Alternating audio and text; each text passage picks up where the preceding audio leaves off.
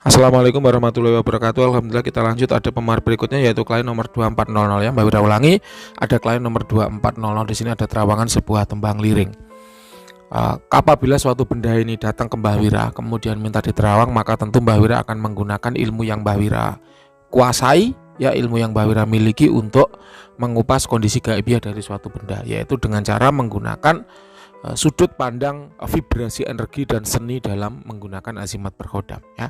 Jadi Mbak Wira akan mengupas secara atau dengan sudut pandang vibrasi energi dan seni menggunakan khodam.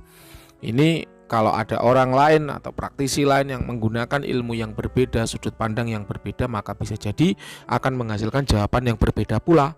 Seperti contohnya kalau Mbak Wira menggunakan dalam seni lukis, ya, Mbak Wira melihat, ya, pola yang digambar di atas tembang liring ini yaitu apa? 1, 2, 3, 4, 5, 6, 7 7 bidadari.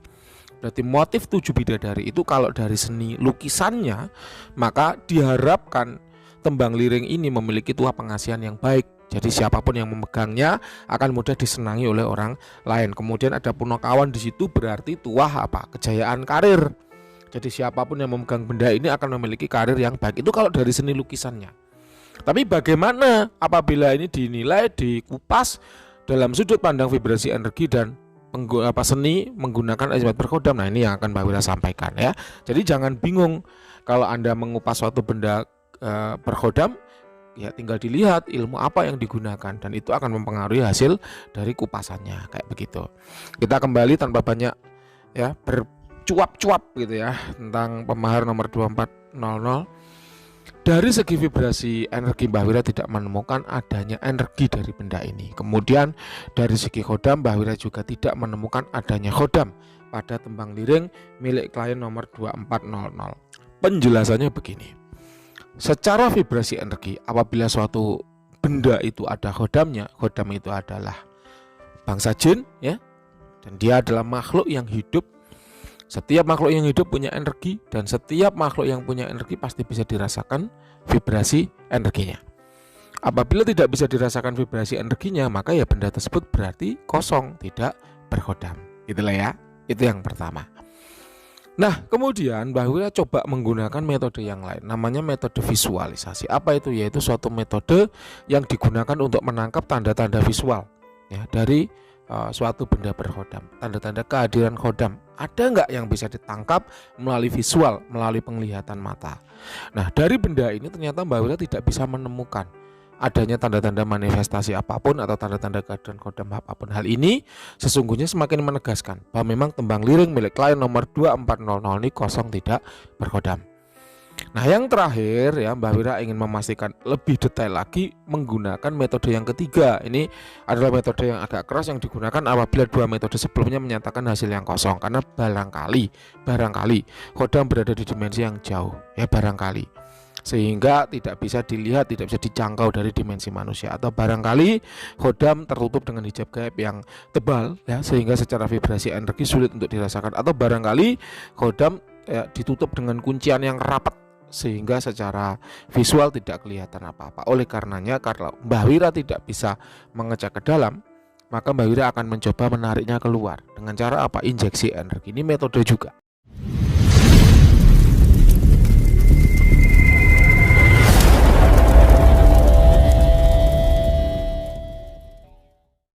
Itu suatu metode yang digunakan dia dengan cara menembakkan, ya, push atau gelombang kejut atau energi kepada suatu benda, dan apabila ada khodamnya maka khodam itu akan ditarik paksa, ya, keluar sehingga bisa diamati, bisa dicek keberadaannya, fungsinya, dan sebagainya. Nah, tembang liring milik klien nomor 2400 ini Mbak Wira udah coba tembak dengan energi beberapa kali tapi ternyata tidak ada feedback apapun, ya. Hal ini menjadi tanda jelas bahwa tembang liring milik klien nomor 2400 ini kosong, tidak berkhodam. Loh, kok bisa, Mbah, tembang liring itu menjadi kosong, tidak berkhodam? Ada beberapa perkara yang menyebabkan benda berkhodam itu kehilangan khodamnya. Yang pertama yaitu apa?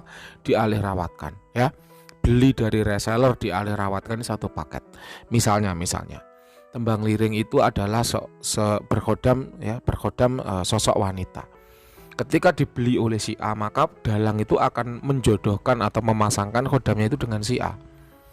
Kemudian oleh si A dijual ke B, tanpa memberitahu dalangnya.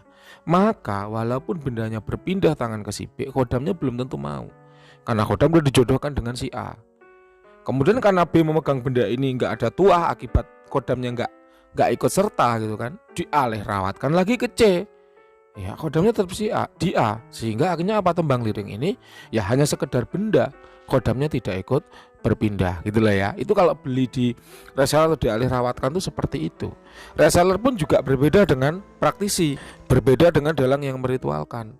Sehingga apa, ketika reseller itu menjual barang, dia tidak paham doa-doa yang harus diucapkan, bagaimana membuat perjanjian dengan kodam pada benda, itu nggak paham. Sehingga akhirnya ya sekedar menjual, bendanya beralih tangan, berpindah tangan, tapi secara kondisi gaibnya, secara kodamnya tidak dibonding ulang, tidak diperjanjikan ulang dengan pembeli yang baru.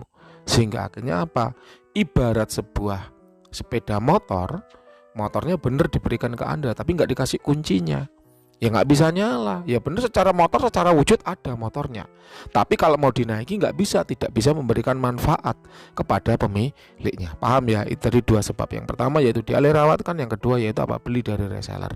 Yang ketiga dan keempat yaitu apa, pantangannya dilanggar ataupun perawatannya tidak dipenuhi. Pantangan dan perawatan sudah menjadi satu paket, bagian dari perjanjian pada saat kodam itu diisikan ke suatu benda. Ya, nah yang paham pantangan dan perawatan ini siapa ya? Dalang yang meritualkan, dalang yang membuat perjanjian. Karena masing-masing kodam perjanjiannya juga berbeda-beda. Misal ada dalang menjual tembang liring ke si A, pantangannya nggak boleh dibawa ke WC, lupa sama si A dibawa ke WC. Akhirnya apa? Karena pantangannya dilanggar, maka dianggap perjanjiannya itu batal. Atau mungkin benda ini perawatannya harus diberikan beras kuning setiap tahun, lalu lupa nggak diberi, akhirnya kodamnya menganggap perjanjiannya batal. Nah, oleh karena si A tahu bahwa pantangannya telah dilanggar ataupun perawatannya lupa nggak dipenuhi, akhirnya dijual lagi ke si B. B merasa tuannya nggak jalan, dijual lagi ke si C dan seterusnya. Yaitu akhirnya berputar-putar di situ kesalahan itu.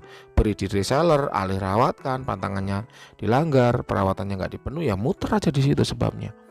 Nah, jelas ya. Jadi ini adalah sedikit hal yang bisa menjelaskan kenapa suatu benda itu kok kosong, kehilangan kodamnya. Padahal untuk tembang liring biasanya memang dia berkodam, dan banyak memang tembang liring yang ditemui Mbah Wira berkodam. Jelas ya. Sekiranya itu bisa membantu klien nomor 2400 dalam menjawab ya misteri yang ada pada tembang liring 7 bidadari miliknya. Silakan kalau ada yang kurang jelas boleh ditanyakan ya. Terima kasih, selamat malam. Apabila Bapak Ibu itu hanya penasaran, ingin bertanya apakah benda yang dimiliki itu berkodam atau tidak, maka Bapak Ibu bisa memanfaatkan paket iya tidak. Paket iya tidak itu murah, hanya 20.000 per pertanyaan. Bebas tanya apapun selama jawabannya ya atau tidak. Contoh, Mbah, apakah benda ini berkodam? Maka kalau ya, ya jawabannya ya berkodam. Kalau tidak, maka jawabannya tidak berkodam. Kalau udah jelas-jelas berkodam, maka Bapak Ibu bisa melanjutkan. Apakah mau ambil paket hemat yang 100.000, apakah mau ambil paket eksklusif yang 200.000. Hal ini yang Mbah Wira keluarkan, program ini Mbah Wira keluarkan dalam rangka menjawab kegelisahan Bapak Ibu semua. Karena ada saja klien-klien itu yang gerundel, yang mengeluh ya ketika Mbah bayar mahal-mahal 200.000 ternyata bendanya kosong ya. Maka dari itu Mbah Wira keluarkan paket hemat, paket iya tidak gitu ya, dengan harga 20.000 saja. Jadi win-win solution. Anda sebagai orang yang punya asimat terbantu. Dengan cara apa? Nggak usah keluarkan 200.000, cukup keluarkan 20.000. Anda akan tahu apakah benda yang dimiliki berkodam atau tidak, sehingga bisa memutuskan apakah mau lanjut ke paket hemat, apakah mau lanjut ke paket eksklusif. Sedangkan bagi Mbah Wira sendiri juga nggak merasa direndahkan, nggak merasa diremehkan. Kenapa? Untuk menjawab sebuah benda itu berkodam atau tidak kan pengecekannya panjang. Sehingga kalau dibayar 20.000 ya sudah cukup lah. Gitu ya. Karena apa? Karena parkir aja bayar 2.000. Mobil itu parkirnya bayar 5.000. Masa Mbah Wira ngecek azimat itu gratisan gitu. Mbah, ini ada kodamnya apa enggak, Mbah? Kalau ada kodamnya saya mau transfer, Mbah, untuk terawat selanjutnya. Ya nggak bisa. Bayar dulu baru kemudian Mbah Wira cek. Kenapa? Karena udah banyak ya orang-orang yang setelah dijawab, oh iya ini berkodam, kabur nggak lanjut ke paket berikutnya, atau oh iya ini kosong tidak berkodam, oh ya udah Mbah kalau kosong saya nggak jadi terawan gitu. Itu banyak. Sehingga Mbah Wira mengeluarkan solusi win-win solution. Mbah Wira menang, Anda juga menang. Anda menang, Mbah Wira juga tidak kalah. Gitu Bapak Ibu ya.